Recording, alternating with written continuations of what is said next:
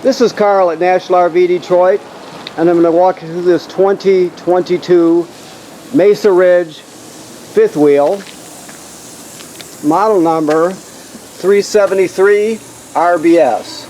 Okay, so this is not a floor plan or a sales video. This is just a how-to video. I'm just going to show you some of the features and how they work. Okay. All right. So we're here at the door side rear of the trailer, and we got a outside kitchen here. Let's open it up. Okay, so we have running water,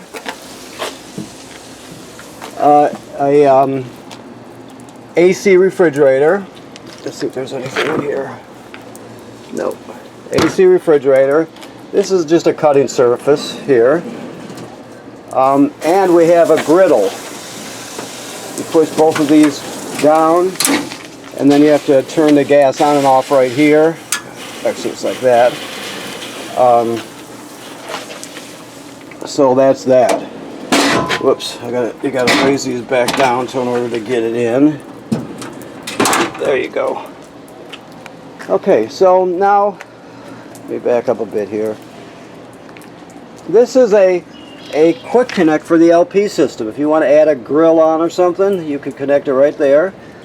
You have a 6-point stabilizer system, automatic stabilizers, so it's a 6-point system. I'll show you that when we get to the controls. And then also you have another thing, an attachment called a strong arm. That should be way in there. Okay. The strong arm just takes some of the wiggle out of the trailer. So when you're raising or lowering your jacks, always have this T-handle loose. There's some on the other side too. Always have them loose. When you get it stabilized in the position you want, then you can tighten this up so the inner tube won't slide through the outer one, and it'll give it some strength, so it takes a lot of the movement out of the trailer. So just remember to keep this loose when you're raising and lowering the jacks. Okay, there's going to be two ways to control the jacks.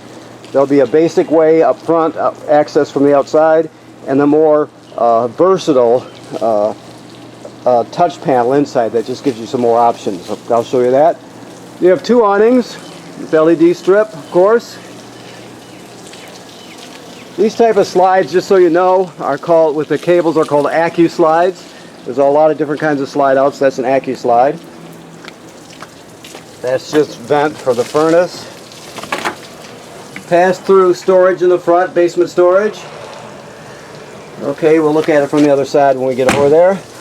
You've got 3 20-pound LP tanks. So you got 2 on this side and 1 on the other. So that's 60 pounds of LP. Your battery is up here in the front compartment. Okay. 3 more Accu slides. Okay, so here we are. So this is a kill switch for the battery. If you want to shut it off, you just turn it to the off position. Right now it's on. So keep that in mind. You can, when you put it in storage, if you choose to, you can shut the batteries off. This device here is a power inverter, right? There's inversion and conversion. This one here inverts, which inversion is taking 12-volt DC and turning it into and inverting it to 120 AC. Then this sends that AC power to the refrigerator, and the refrigerator runs off of it. So when you're going down the road, your tow vehicle is charging your battery, right? Then the battery is sending 12-volt DC to this inverter. This inverter inverts the power to AC and sends it to your refrigerator. Okay? There's a converter also which goes the other way. I'll show you that when we get to it. Now this is one of the ways to control your jacks, your automatic leveling system. You push both these arrows at the same time, just light it up. See, it went green there. You're rarely going to use retract all, because if you do the nose dives also, right, you're going to use auto level, and that'll just level the system. Then you're going to get ready to leave, you're going to push hitch height. hitch height is the last position it was in before you auto leveled. So when you backed into the campsite with your, or pulled through the campsite with your truck, you raise the landing gear and unhook it from your tow vehicle. It'll remember that, right? So it always remembers the last position the trailer was in before you auto leveled. So it'll remember that.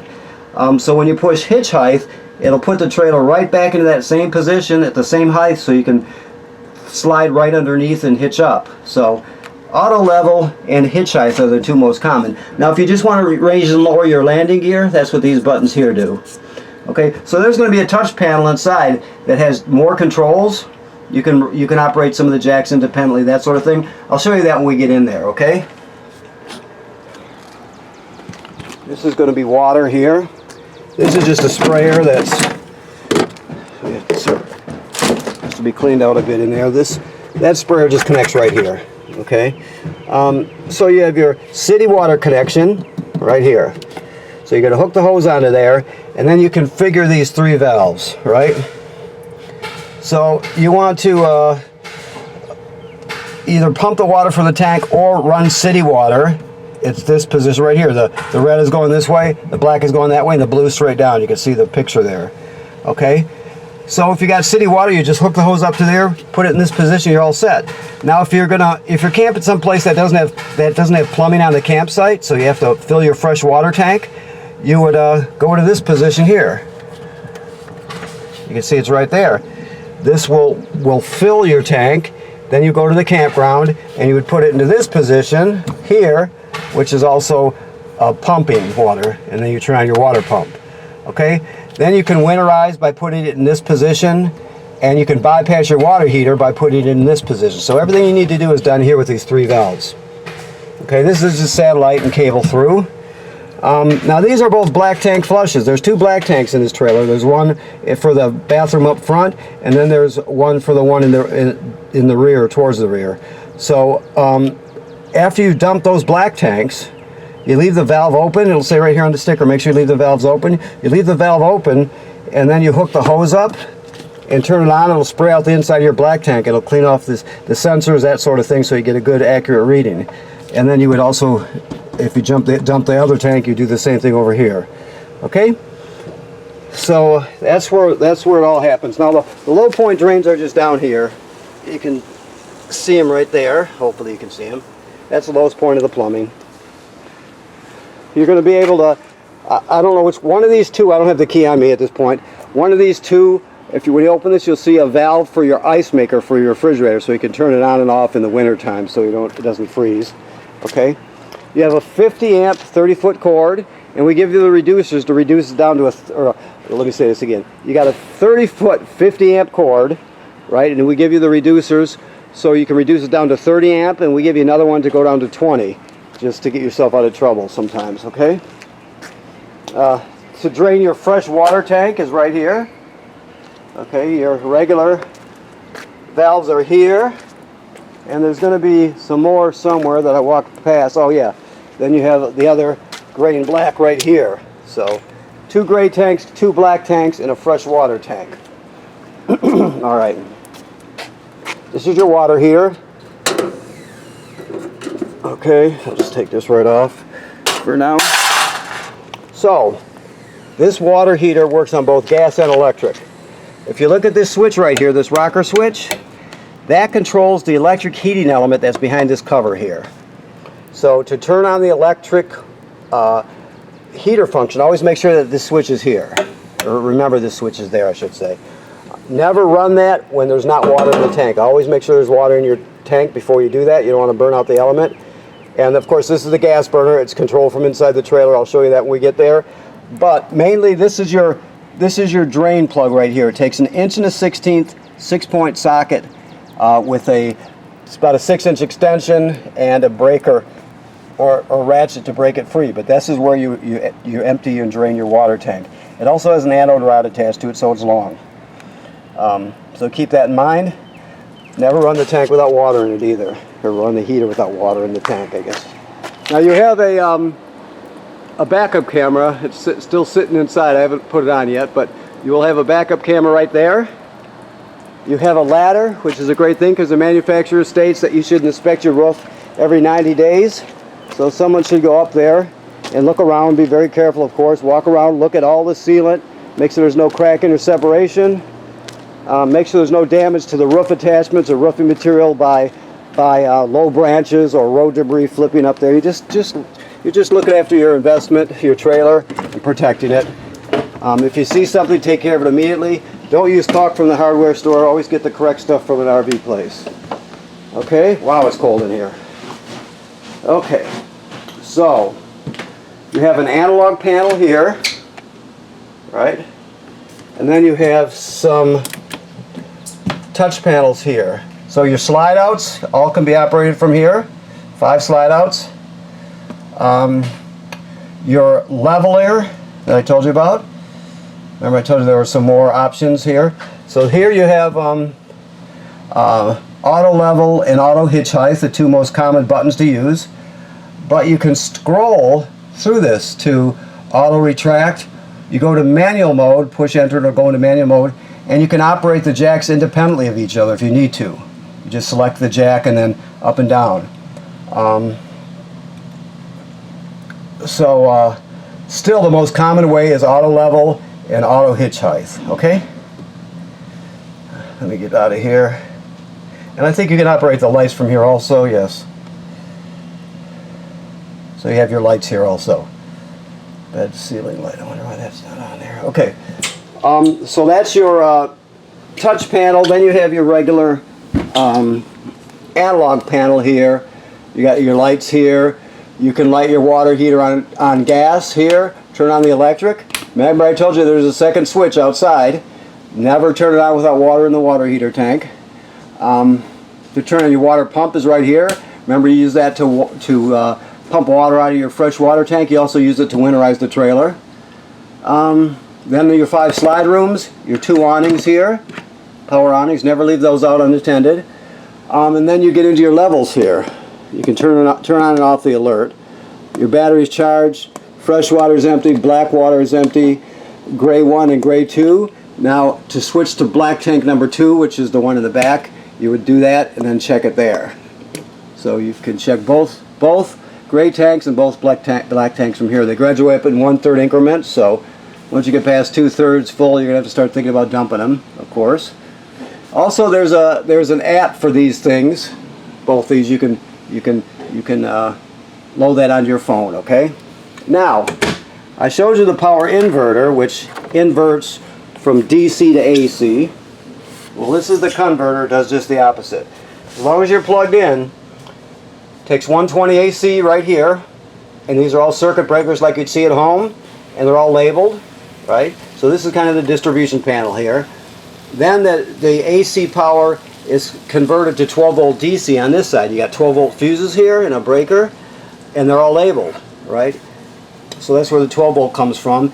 This is also a battery tender, so as long as you're plugged in, like I said, into shore power, this will sense how much energy your battery needs, and it'll just keep it charged all the time. So when you're pulling it down the road, like I said, your tow vehicle's alternator will be charging the battery, and then when you're plugged in to shore power, this will be charging your battery. Okay, so it does have an inverter, which is for the refrigerators, AC power, and then a converter, which gives you AC from the shore power here, and 12 volt for the rest of the stuff that runs on 12 volt DC. Okay. That's a little thing for you can scan to get your apps for your phone. This is your backup camera, and this is monitor will go in the trailer with you, or excuse me, in your tow vehicle with you, so you'll be able to see what's happening behind you. Okay, so refrigerator works like any other refrigerator. So does the range. Let me see here. We got 4 burners, 4 knobs. I don't know if the gas is turned on right now. That's why yeah, it looks like he's got it off. But basically, you just turn it to where you want, and then depress it, and it'll spark. Okay. 4 burners, 4 knobs, and of course the oven works the same way. So that's self-explanatory.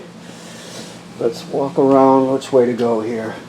Well, while we're standing here, I'll do this bathroom here. It's just a powder room, a two-piece bathroom. You have your toilet, you have your sink, and then you have your vent up here. The controls for the vent are here. You can raise and lower the lid on the vent, turn it on and off. Okay. You could select different speeds, but you would do it up there, and then just leave it set on that particular speed, whichever one you're going to use for that one. Now, when it comes to the your second black tank is directly below the toilet. Your front black tank is going, or your rear black tank. Let me get this straight. This is your middle. This is your front black tank. The master bath on the other side of the bedroom would be the rear. I think I've been telling you the opposite all this time, but the main thing to know is you can't use it dry. So you gotta, after you get to the campground, you hook up your power and your water, you put a dose of chemical right in the toilet, then you'll step on the flush pedal here and let about a gallon or more water go down in the black tank along with the chemical. Then it's ready to be used. You can't use it dry because the smell will be terrible and it can get clogged up. So you always make sure there's some water and chemical in it to start off. That goes for both toilets. This is a GFCI. There'll be a couple of them in here. All the plugs, even the one on the outside, are wired to a GFCI, so keep that in mind when you're resetting. Okay, so let's see here. I think we'll just keep going towards the back. Let's do that. This thermostat here, you're just going to hit the mode button to light it up. Right now it's on cool, of course. Matter of fact, I'm going to shut it off right now because it's pretty darn cold in here. But you have furnace, which is your LP furnace. Then you'll have fan, which is the air conditioner running without the compressor. It just circulates air. Then you'll have cool, which is your air conditioner. And anytime it offers you a fan speed, like with the fan or with the cool modes, always choose auto. That's the best way to go is run them on auto. Okay. So you got some storage here, of course, under here. Yes. TV hookup here. They had another TV. Got your master bath here. It's got this running for some reason. This is plumbed and wired for a washer-dryer combo if you wanted to put one in here. Stackables. Okay. Your shower works like any other shower, of course. This toilet works the same as the other one. It's the same model. Flush paddle. Always use a dose of chemical and water before you start using it. Sinks. I mean, this is all self-explanatory stuff, of course. Now with these fans, if it's the time of year and you got a bunch of people over, and it's the time of year where you can get condensation from your breath, if you turn these fans on low, it'll pull all the condensation out. You won't have any issues with it. So you can run it to remove condensation also. Okay, so let me go towards the front here. There's probably 2 more chairs under the bed. Let me look around here first to start off with. I'm sure there's 2 more chairs here. Not there. Actually, I'm not sure there is. I think I might have spoke too quickly. Nope. Yeah, maybe there's not. Maybe I just jumped the gun on that. Excuse me for talking before I think, because you've got these kind of turn into benches, so you got room for 4 at the table. But there should be a leaf somewhere too. Let me look. Nothing like looking while you're doing the video instead of knowing beforehand. Okay, so this leaf comes out. So that, I guess that's how it works. That leaf comes out. You can put this chair up, so you got 2 seats on each side. Okay. I correct myself. Here's the other fan for this one up here. Okay, to raise the lid and the whole thing. Plus you can just reach up and set the speed on it also. Right here. So you can do that. Okay, so both these couches are fold-out hide-a-beds. 3-panel hide-a-beds, so they fold into beds. These are theater seats, of course. They're powered, so you got electric foot rests and back and all that. You have 3 remotes. This one here is for the fireplace. Okay. Fireplace runs on AC power, so you can run it when it's not cold enough to run the furnace. You can just run this, and you don't have to use up your limited supply of LP gas. But let's see what we got here. Low, which is the fan speed. High, and then the thermostat. So you can run it at low and high on the fan speed. It has a timer, so you can set it to turn it off on and off when you want. So it's a good space heater. Okay, your sound here. Okay, it has AM/FM radio, of course. It has Bluetooth, so you can stream wirelessly from your phone or tablet. It has a USB drive, so you can put all your albums on one USB, for example, and take them with you.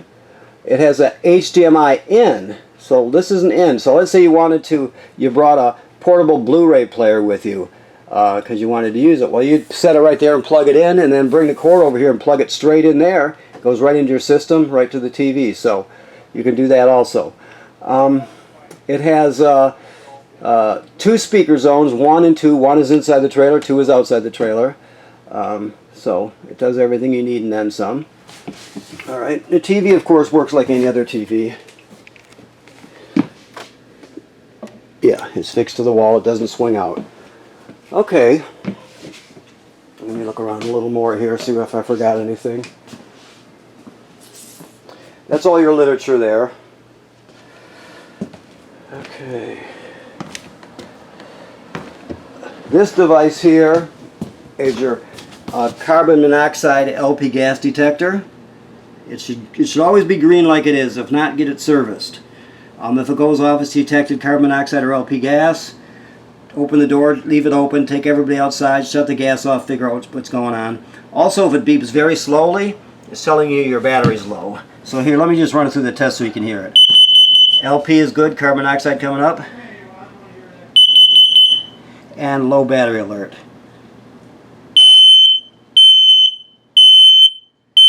And then it goes back to green. It should always be green, like I said. If not, get it serviced. Okay, so I think that does it then. Let me just look around quick to see if I forgot anything. I got all the major stuff. Okay. Yep, that's it. So, first of all, I want to thank you for purchasing your trailer here at National RV Detroit. Second of all, of course, you need to inspect the roof. As with any trailer, it's not this one, it's every one ever owned or ever made. So every 90 days, and keep after it. Odds are you won't have to do anything to it for years, but you just don't know. That's why you're inspecting.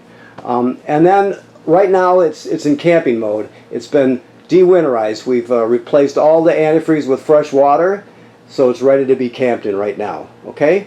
Thank you.